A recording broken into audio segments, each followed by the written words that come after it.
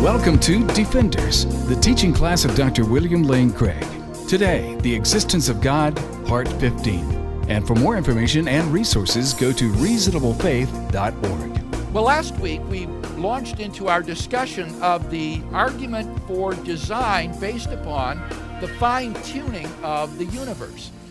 And we saw that from its very inception, the universe has been fine-tuned for the existence of intelligent life. Fine-tuning does not mean designed. Fine-tuning, as I explained, means that the range of the fundamental constants and quantities that describe the universe must fall into an extraordinarily narrow life-permitting range if intelligent life is to exist.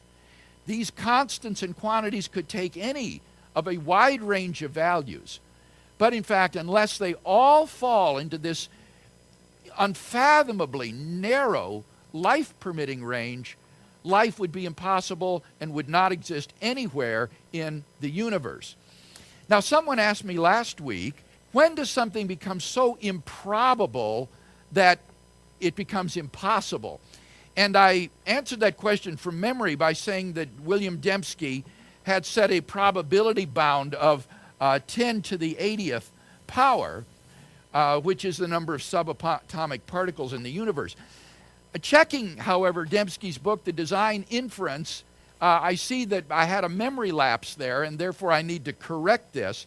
You don't consider simply the number of particles in the universe. You also need to consider the number of seconds in the universe, which he generously places at 10 to the 25, so that you would consider those states of the universe all through its history. And then he multiplies this times 10 to the 45 as the number of events or reactions that could take place per second. And on this basis, he arrives at a probability bound, which is 1/2 times 1 out of 10 to the 150th power. And anything that falls beyond that probability bound, he says, is not different from impossibility. So that would be in answer to that question about when does something become so improbable as to become impossible. Dembski's probability bound is 1/2 times 1 out of 10 to the 150th power. Dennis? Well, that's a generally accepted figure, that they're around 10 to the 80th. I mean, it's obviously an approximation. And then the same with the number of seconds in the history of the universe. That's given the age of the Big Bang. So these are not really controversial figures, but he's the only person I know of who addresses the question that was put to me last week, and so I simply give you his answer. I'm not a mathematician, so I don't know whether this is the best answer or not, but this is an answer given by a prominent design theorist to that question. I don't think anything in the argument depends upon it, because what the argument is that, well, as we'll see, is that design is the best explanation of the fine-tuning of the universe. We're not going to argue that it's so improbable that it's impossible. Ours is going to be an argument for the best explanation, and we'll look at the alternative explanations for the fine-tuning, and I'll argue that the best explanation is that it was due to design. All right, well, now some people will object to an argument of this sort by saying, well, if the universe had different laws of nature, then maybe a change in the constants and the quantities wouldn't be so disastrous. Maybe if there were different laws of nature, then the universe wouldn't be fine-tuned for life, and you might not have these sort of disastrous results from changing them. But this objection, I think, displays a misunderstanding of the argument that is very, very common, and so I want to correct it. In the fine-tuning argument, we are not concerned with universes governed by different laws of nature. We don't have any idea of what universes would be like that are governed by wholly different laws of nature. That's pure speculation. Rather, what we're concerned with in this argument is universes that are governed by the same laws of nature, but with different values of the constants or the fundamental quantities.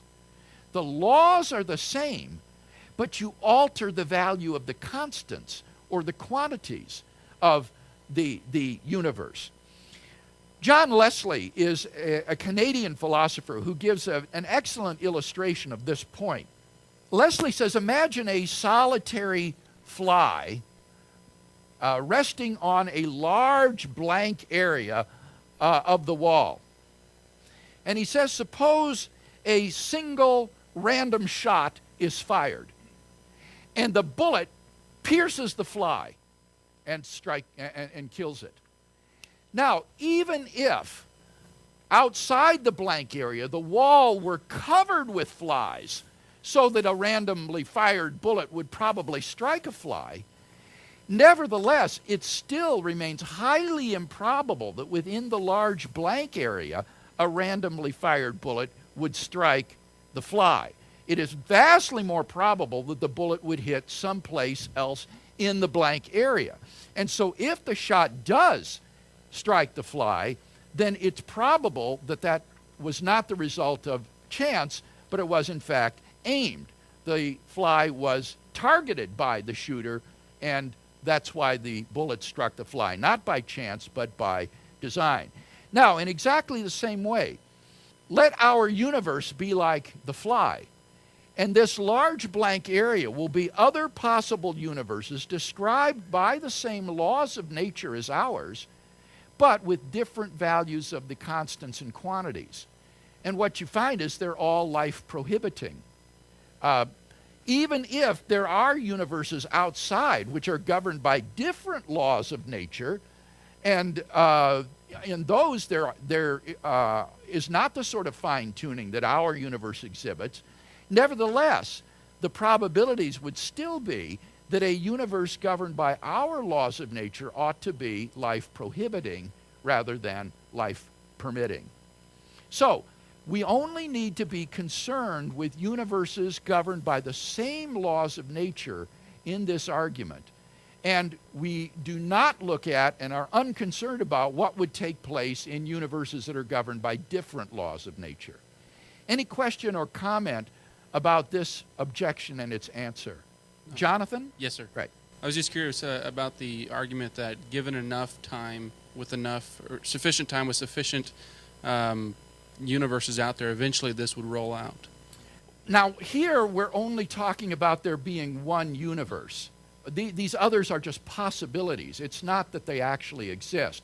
We'll see that in order to defend the hypothesis of chance, its defenders have been forced to resort to the many universes hypothesis, that there is an infinite number of parallel worlds, other universes, so that by chance alone, the constants and quantities would fall into the life-permitting range in some of them. And we'll deal with that later on, but that's further down the line. Right now, we're talking just about one universe. Okay, Steve. Yeah, you say the parameters that we're talking about are what define the laws of the universe, and so you're talking about within similar is in the circle? No, they don't define the laws of the universe, Steve. That's the point that I'm trying to make. Remember, I gave the example of Newton's gravitational law. You could have universes governed by that same law, but with a different value for the gravitational constant. Governed by different laws would be one where you had a different equation. Say, instead of multiplying the two masses together, you would subtract them from each other, or something of that sort. Rather than dividing by the distance between them, you would multiply by it. That would be a different law of nature. What we're talking about here are universes that have the same laws, but the values of these constants and quantities are different. Okay, any other question about that first point? All right then, the question that we're facing is, what is the best explanation of this cosmic fine-tuning? And an increasing number of astronomers and scientists think that the best reason for the fine-tuning of the universe for life is that the universe was designed to be life-permitting.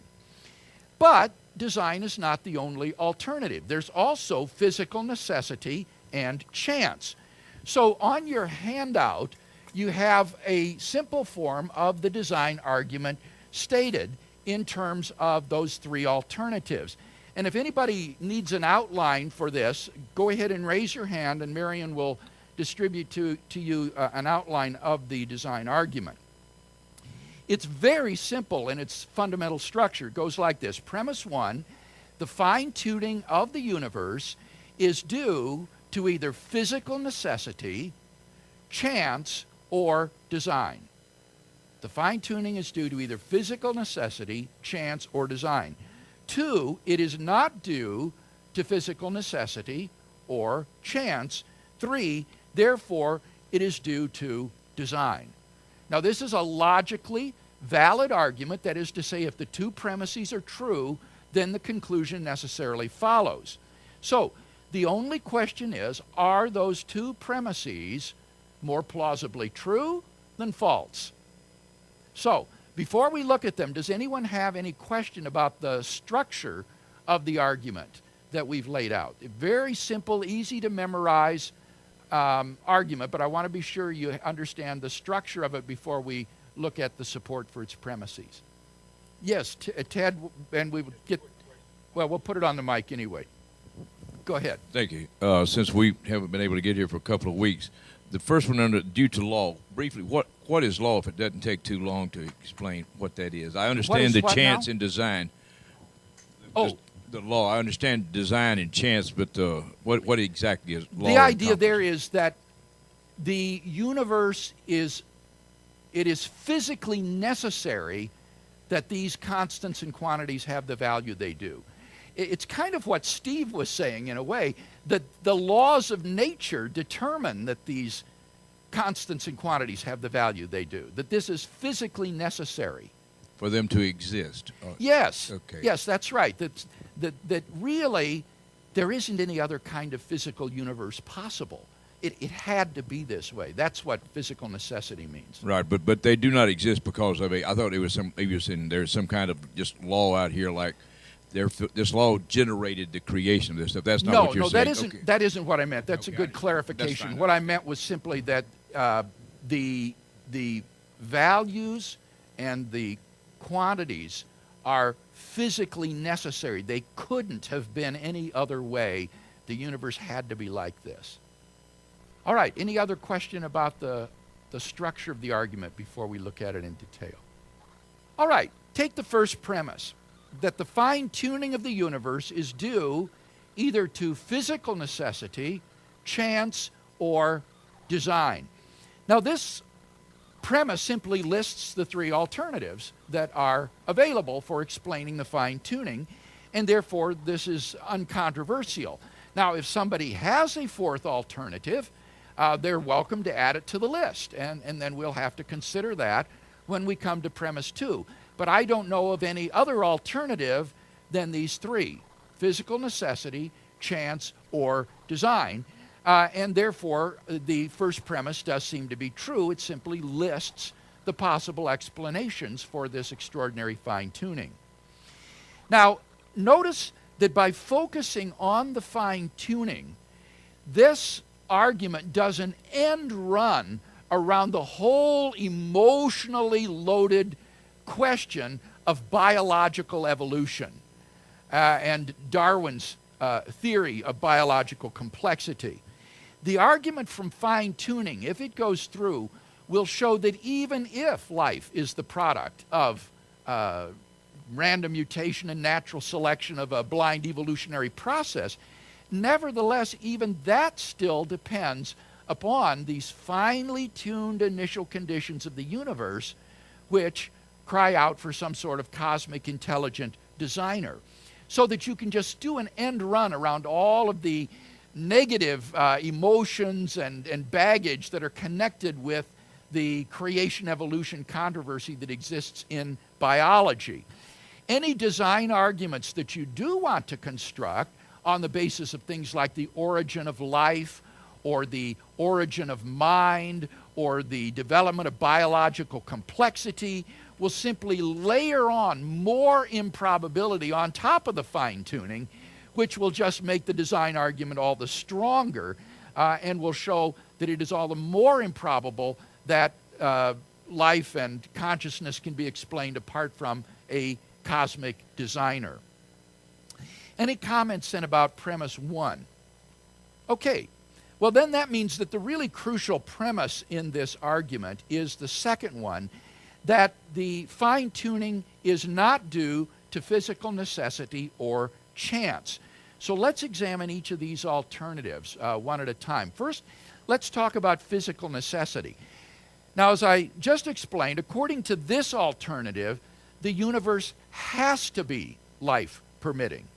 The constants and the quantities had to have the values that they do, so that it is literally physically impossible for the universe to be life-prohibiting. It is physically necessary that the universe be a life-permitting universe. Well, on the very face of it, this is an extraordinarily implausible explanation of the fine-tuning. It would require us to say that a life-prohibiting universe is physically impossible, that such a thing could not exist. And that is an extremely radical view. Why take such a radical position? The constants, as we've seen, are not determined by the laws of nature. Nature's laws could hold, and the constants could take any of a wide range of values. So there's nothing about the laws of nature that require the constants to have the values they do. And as for the arbitrary quantities, well, remember, those are completely independent of the laws of nature. They're just put in as initial conditions on which the laws of nature then operate. So that nothing seems to make these quantities necessary in the values they have. So the opponent of design here is taking a very radical line which would require some sort of evidence, some sort of proof. But there isn't any proof that these constants and quantities are physically necessary. This alternative is just put forth as a bare possibility, and possibilities come cheap. What we're looking for here is probabilities or plausibilities, and there just isn't any evidence that the constants and quantities are physically necessary in the way that this alternative imagines. Now, sometimes scientists do talk about an undiscovered or yet to be discovered theory of everything, or as it's abbreviated, a TOE, a theory of everything. And this would supposedly explain everything. But like so many of the colorful names which are often given to scientific theories, this label is very misleading. The purpose of a successful TOE is to unify the basic four forces of nature, which is gravity, electromagnetism, the so-called strong force in the atomic nucleus, and the so-called weak force in the atomic nucleus. And these four forces, according to a theory of everything, will be unified into one fundamental force, which is carried by one fundamental particle. But a theory of everything which manages to unify these four forces of physics obviously doesn't explain everything. The idea that this is a theory of everything is just a misunderstanding. This is just a colorful name which doesn't purport to explain everything at all. It just seeks to unify these four fundamental forces of nature into one force. Indeed, the most promising candidate for a TOE to date, which is so-called M theory, which is a superstring theory. Instead of thinking of the fundamental bearers of these forces as little particles, it thinks of them as one-dimensional strings of energy.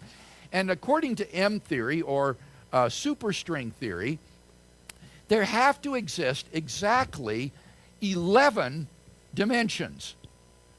10 dimensions of space and 1 dimension of time. Otherwise, the theory won't work.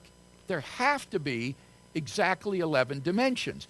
But M-theory itself doesn't explain why there are 11 dimensions. That remains just sort of a basic assumption of the theory. It doesn't do anything to explain why that particular number of dimensions should exist. So even M-theory involves fine-tuning of a geometrical sort. Namely, there has to be exactly 11 dimensions in order for the theory to work.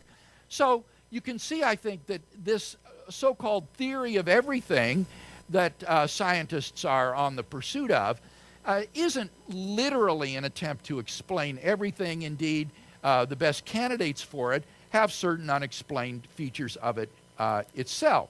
Moreover, M-theory doesn't explain, or predict rather, M-theory doesn't predict a life-permitting universe.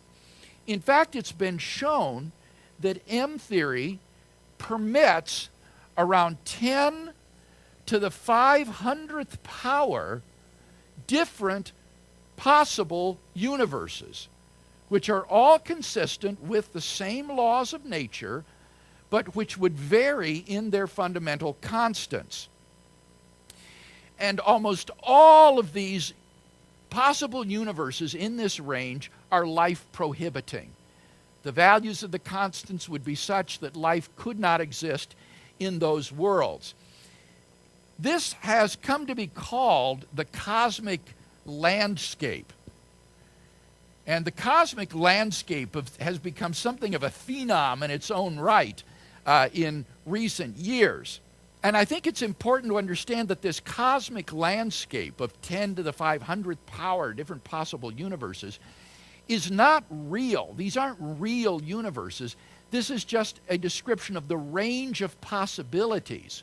It's the range of values that these constants could take allowed by M-theory.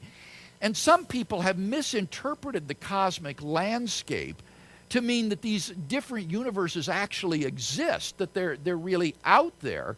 And they've thought that thereby the argument for design is undermined by the cosmic landscape, because some of these 10 to the 500th power worlds will be life-permitting.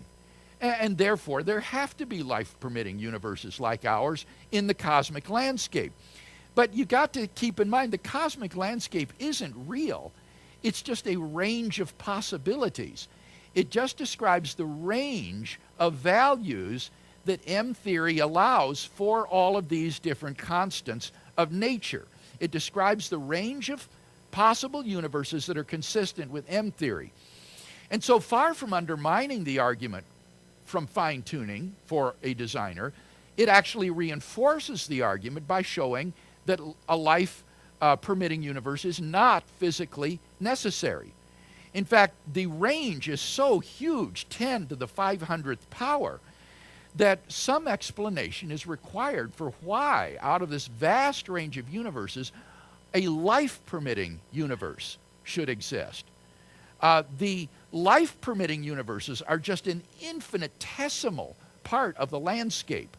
So that, like that solitary fly on the wall that Leslie talks about, a randomly fired shot would probably hit a life-prohibiting universe, not a life-permitting universe. So you can't say that a life-permitting universe like ours is physically necessary, because at least according to the best theories of physics that we've got today, that's simply not true. That is clearly false.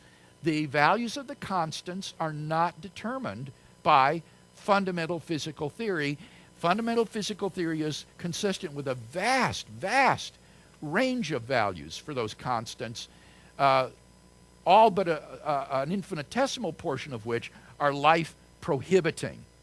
So there's really no evidence at all to support this first alternative, that the fine-tuning is due to physical necessity. The best evidence indicates that it is far from physically necessary that these constants and quantities should have the values that they do.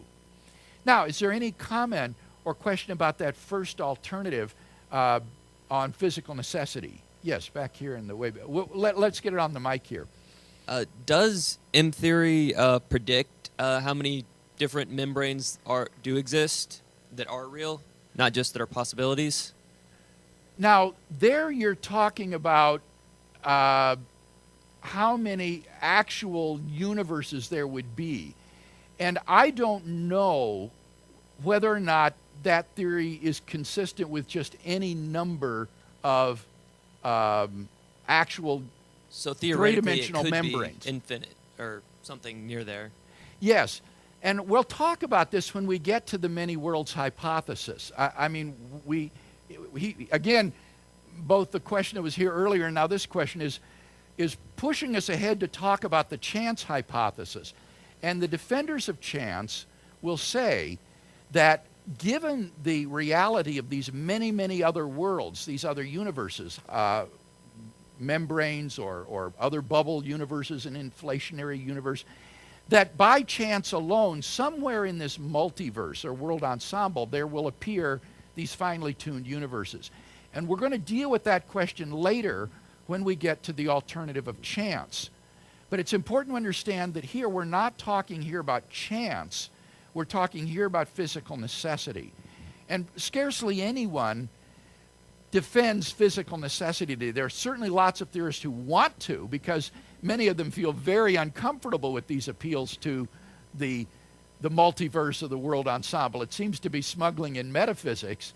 But on the other hand, the prospects for physical necessity just are extremely dim. So hang on to the question about the other universes. We will get to it. Yes, Ted. Dr. Craig, this 10 to 500, that's one with 500 zeros attached. That's what that Right. is. Is that correct? Which Yes. is minuscule. I mean, Right. Remember the potential. number of subatomic particles in the universe is only about 10 to the 80th. So this is a number of which we can form no conception But here, whatsoever. it seems to me like if I were a scientist and smart and stuff like that, I would be looking at this number and say, this not very good chance, but I'm going to go with this not very good chance. But they still got to use matter and rocks and sticks and stones, something in these galaxies, gases, whatever it is.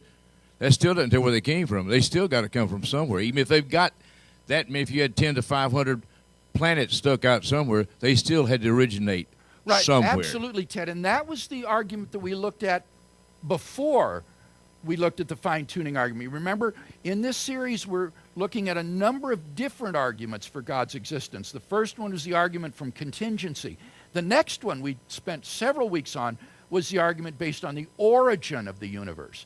But now we're talking about the design argument. And so you're right, you can always go back to the cosmological argument, but we don't need to go back there unless there's some reason to. We can let this argument stand on its own merits for a designer. But you're certainly right to remind us of that.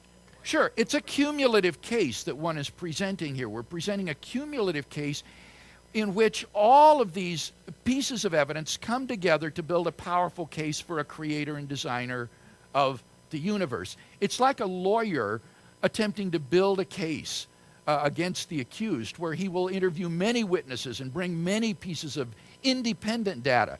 And if the data are independent, if the witnesses are independent, that makes his case all the more powerful. So that's why I don't want to collapse this argument back onto the cosmological argument. If we can show independent arguments for God, that will make it stronger, our case stronger, than if this one has to fall back on the earlier argument to be sustained. And I don't think it does have to fall back, as I'll argue.